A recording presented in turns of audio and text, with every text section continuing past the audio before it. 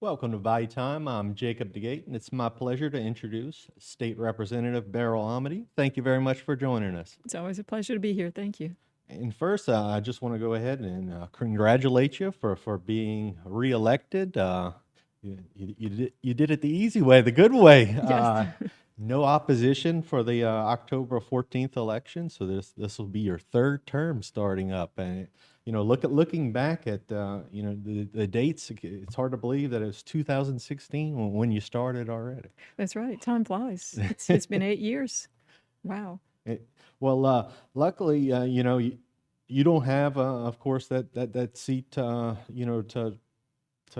politic for, because it's yours. You have no opposition. But where are some of the other races that we stand throughout the legislature that people out there could be keeping their eyes out for? Well, locally, our delegation in both the House and the Senate has done pretty well because we have a number of us here locally that are unopposed, so that we're settled. We have a few races that are not. For example, I believe it's House District 53, the seat that Representative McGee is leaving. That is a race that's not decided yet. There are three candidates, last I checked, in that race. And the Senate seat that Senator Ilan's leaving also, I believe that's 21, that seat is open. So there are three candidates in that race also. Everyone else is unopposed and the races are settled. And so I had looked over at least the House members. We have 105 House seats, and I was curious to see just how many seats were unopposed. So I have those numbers for you. Sure. So in 105 House seats, 44 seats are unopposed. So they're already decided. And so the breakdown of those seats are 14 Democrats and 30 Republicans. So out of the 105 seats altogether, with the unopposed plus the seats there where there are active campaigns, but there are only members of one party or the other running, we can say that 84 seats in the House are already decided as far as party. As far as So we, party, we wow. already know at this moment that there will be 28 Democrats and 56 Republicans in the House. And that means that there are 21 seats that are not decided as far as party, because in those races, there are candidates from multiple parties running. And so looking at those in my personal analysis, it appears to me that 11 of the 21 undecided seats are very likely going to go to Republicans. And that means that Republicans are not necessarily coming back in with a supermajority. Okay. We still have a few seats, a few numbers in play here. So we could end up with 67, 68. We might not have the 71 that we have currently as this term comes to a close. So that should be interesting. All right, and for the people out there, may not know, the numbers about supermajority. Why is that important, and to get to that 71 number? What does that allow the party to do? Well, if the party votes as a bloc, it would be very helpful in certain things such as overturning vetoes. Sure. It would be helpful in other things like the bills that we pass that deal with tax increases. Tax increases would need a 70-vote majority. Certain budget bills need a 70-vote majority, constitutional amendments. I mean, there are just a number of things where in the House we need 70 votes minimum to be a two-thirds vote. And so when you have that, you can really affect how the outcome what the outcome will be on those bills that either need a supermajority or maybe need to be killed by not having a supermajority. So that's why people are focused on it. A simple majority in the House is 53 votes. A supermajority would be 70. Okay, and of course, that's the legislative side of it, but you also have the governor's race is another big one out there. Of course, for your first two terms, you've had a Democratic governor, somebody from the opposing party as your Republican party. So that race, while it's not decided, that there's a good chance that one may flip to Republican. And how do you think that will affect everything, the landscape of the legislature? I think that it would affect it greatly. I think there would be a lot of change in what we're able to pass because under the current governor, and let me say what I always do when I talk about our current governor. When you're talking about party politics in Louisiana, it's not exactly like party politics in Washington. And so in Louisiana, we see a lot of the same problems. We just simply disagree on what we believe the best solutions are in many cases. So under a Republican governor, when you have a majority of Republicans in the House and the Senate, it should be easier to move forward on some of the ideas that we've been struggling with for these past 8 years. Where we've made baby steps or where we've simply held ground, I'm expecting we'll be able to actually move forward and take ground on some reform measures especially. And I'm sure there are a number of big issues that a new administration, of course, has a different eye that can put it, put a push into something and put their weight behind it. That may be something that couldn't get off the ground. They might be able to push it in that direction and give it the tip it needs to be able to take some action on it. We're having a discussion a little bit about how things are looking in the legislature for next year, and as well for a new governor administration. Uh, you know, from that point of view of having a new administration in there, what are some of the things that you think will be tackled first from that new administration? One of the things I expect to see would be a special session, believe it or not. This coming year will be a regular session, meaning we really can't tackle a lot of the budget issues. We pass a budget every year, but it's not a fiscal session. And so if the incoming governor wants to make any changes to the current budget, then it will have to be done in a special session. So I'm gearing up and expecting one. And since I'm not having to spend a lot of time campaigning right now, I'm already working on bill ideas and talking with fiscal staff to see what kinds of bills we might need to bring. Now, as far as taxes, is there a cliff coming, or does some action need to happen to fix the budget, or is there taxing coming off, or where are we in the state of that? Well, the predictions for the coming fiscal year are not very bad, but we do know that there's a fiscal cliff coming shortly after. One of the things that we're watching is what's going to happen when that extra 0.45% sales tax rolls off. With the current budget that we passed during this session, we didn't do a whole lot to stave off any shortfall from that. So that's work that's yet to be done. And as you remember, the talk is that there is no such thing as a temporary tax, and that people really don't expect that to truly roll off. They expect it to be renewed.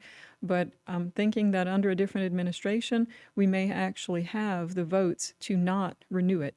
We might actually be able to do something more responsible with the budget so that we can allow it to expire, as rare as that might be. Yeah, you don't see too many taxes just go away and come off the books like that. Once they get on, they tend to stay there for a little while. Now, I believe I saw the other day, is there a projected surplus again for this year, next year coming on? So that's maybe one of the areas by taking that tax off. If we have surpluses, maybe that'll help as well.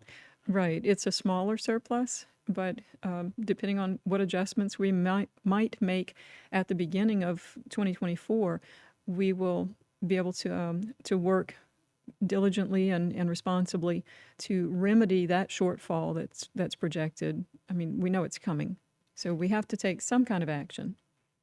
Okay. Now, is there any, I guess, radical ideas about new tax structures, or is everything on the table pretty much? Or do you start from the drawing board? Sure. I like the idea that everything is on the table. But yes, we've been talking, and especially with this being a campaign season, you're going to hear a lot of candidates talking about things like doing away with the income tax. And so that's a very popular idea. And so there are people already working on how can we do that and still have enough revenue to fund the things that the state is supposed to fund.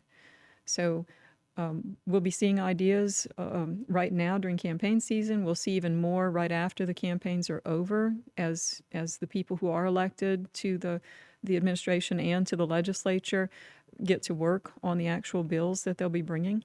So it's going to be fun. It sure will.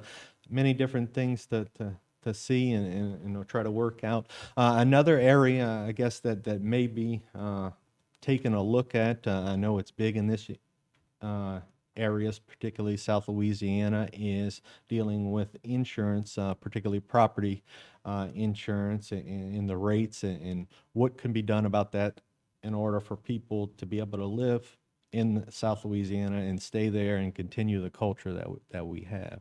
Well, the insurance in general is a hot topic all over the state. And even though people who live north of I-10 or maybe north of Alexandria don't have the same kinds of challenges we do here in the coastal areas, even their property insurance rates are going up, maybe not as severely as ours. So between property insurance and auto insurance, insurance, I believe, is going to be the number one issue as we come into next year's sessions. There are already people working on new ideas. We know we're going to have a new insurance commissioner, for what that's worth. I believe that Temple is now unopposed. Yes, So, I saw that the other day. He's right. unopposed. So he can already hit the ground Sure. running and start working on ideas himself. Some of the ideas that are being discussed concerning property insurance are things that you would consider common sense. Like if I put extra attention on my roof to be sure that it doesn't blow off and follow the latest, greatest standards, can I get a discount? If my house is above base flood elevation, can I get a discount without being wind rated because now I'm so high in the air? There are plenty of discussions, but I think that the biggest problem that we're having with property insurance is FEMA, because they keep assessing our flood risk based on old maps. And by old, I mean they're not taking into consideration a lot of the flood prevention and coastal protection that we've put in place over the last several years. So until we're using a current map and until they realistically look at flood protection, the rates are going to be ridiculous. Yeah, and I think the current ones that they're kind of trying to strong arm the parish and having to pass, I think that data stops in at least 2019, and that's even if they did consider what was before that, but anything done after 2019 wouldn't be considered as well. Trying to lower some the state's, very high auto insurance rates. Can you tell us exactly where you think that they are in that process of rates and whether or not any gains have been truly realized yet? Sure. At the time that we were dealing with a lot of tort reform bills, the major crisis was not only individual residential type vehicle insurance, it was insurance in the commercial market.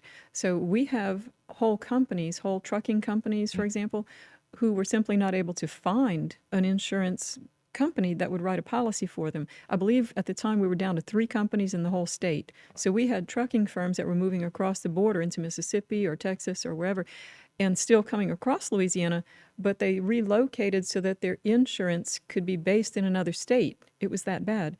And so we did pass some tort reform measures over the last few years, and people are now saying, so we were told this would solve our problem, this would make insurance affordable, this would bring companies back, and it really hasn't yet. In fact, I just paid my insurance yesterday and it went up.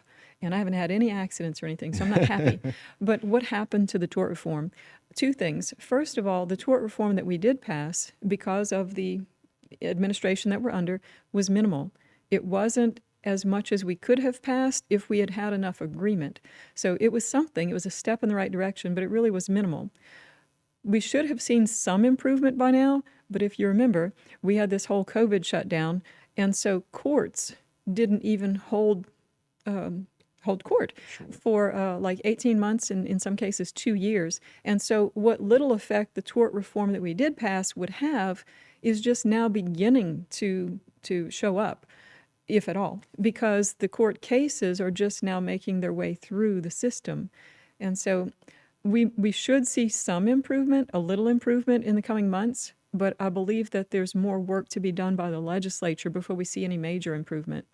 Yeah, and it's there's definitely some work to do, and that stigma of from in my past representing automobile insurance company, and they're based all over throughout the United States, and they have whole divisions just assigned just to Louisiana because it's such a large volume of their claims, but yet such a small number of their policies that are written. And it's really, amazing on how much different it is from one state to the next. Right, right. And, and I guess there's, how do you go about changing it? That's certainly, up for debate, and it's something that the legislature, like you said, might consider in the upcoming years. And as far as other, potential changes or big reform acts, is there anything that you have in mind, or that you are aware of from other legislatures?